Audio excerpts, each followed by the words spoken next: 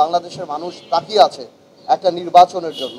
এবং আমরা আমরা এটা বিশ্বাস করি যে এই সরকার আমাদের সরকার, এই সরকার আমাদের আন্দোলনের সরকার, এই সরকার ছাত্র জনতার আন্দোলনের সরকার। এবং কিন্তু এই সরকার জনগণের সরকার, কিন্তু জনগণের দ্বারা ভোট দ্বারা নির্বাচিত সরকার না। আমরা সবসময় চাই এই সরকারের পাশে আমরা ছিলাম, আমরা আগামীতেও থাকবো। এবং আমরা 7ই অগস্ট থেকে আরম্ভ করে আজকে পর্যন্ত প্রত্যেক জায়গায় বলে আসছি যে আপনারা একটা নির্বাচনী রোড ম্যাপ দিন। নির্বাচন অত্যন্ত গুরুত্বপূর্ণ। নির্বাচন ছাড়া আপনারা যে সংস্কারের কথা বলছেন, সংস্কার একটা চলমান প্রক্রিয়া, আমরাও সংস্কারের পক্ষে। তবে এটাও বাস্তব যে সংস্কার আপনারা করেন, কিন্তু বড় সংস্কার করতে হলে জনগণের ম্যান্ডেট ছাড়া সেই সংস্কার যদি হয় তাহলে সেই সংস্কার খুব কঠিন হবে না, খুব শক্তভাবে থাকবে না।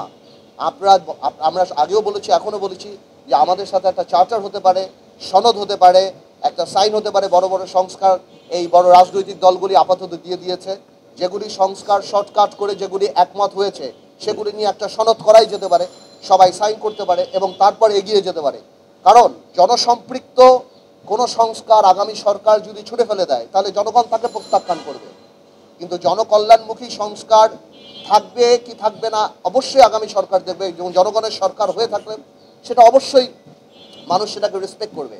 কিন্তু সংস্কারের নাম বলে নির্বাচনকে যদি পেছানো যায়, এবং একটা সরকার, একটা দায়িত্বশীল সরকার যখন বলে ডিসেম্বর থেকে জুনের মধ্যে নির্বাচন হবে, এই ধরনের আনসার্টেনিটি থেকে দেশকে কোনোদিনও একটা সরকার ঠেলে দিতে পারে না।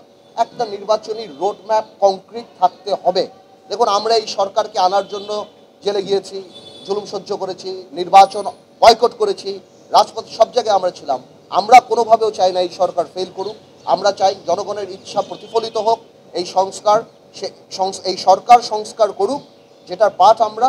কিন্তু এমন কোনো সংস্কারের জন্য জানি কালক্ষেপণ না হয়, যাতে করে এই দেশের মানুষ চিন্তা করা আরম্ভ করে যে আমরা কি আবার নির্বাচন কবে হবে, আদৌ হবে কিনা, এই ধরনের প্রশ্ন আসে।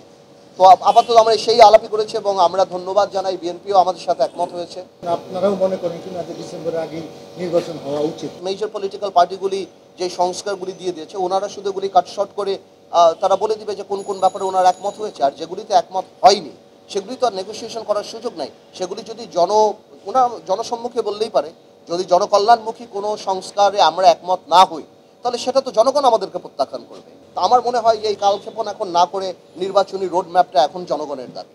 দ্বিমত তো থাকতেই পারে, প্রত্যেকটা রাজনৈতিক দল তার নিজস্ব মতামত থাকতে পারে, বাট আমাদের কথা হলো যেই সংস্কারগুলো সবাই একমত হয়েছে এবং বাকিগুলি যেগুলিতে একটা ন্যাশনাল সনদ নিয়ে বা একটা চার্টার করে নির্বাচনমুখী হয়ে গেলেই হয়। আপনি 50টা রাজনৈতিক দল 50টা ব্যাপারে অনেক কিছু অপিনিয়ন থাকতে পারে, তার উপরে ভিত্তি করে ওই একমত হব ওই চিন্তা করে আপনি তো আর এই নির্বাচনকে পিছিয়ে নিতে পারেন না, বা আপনি এটাকে একটা ঘোলাটে পরিবেশ সৃষ্টি করতে পারেন না।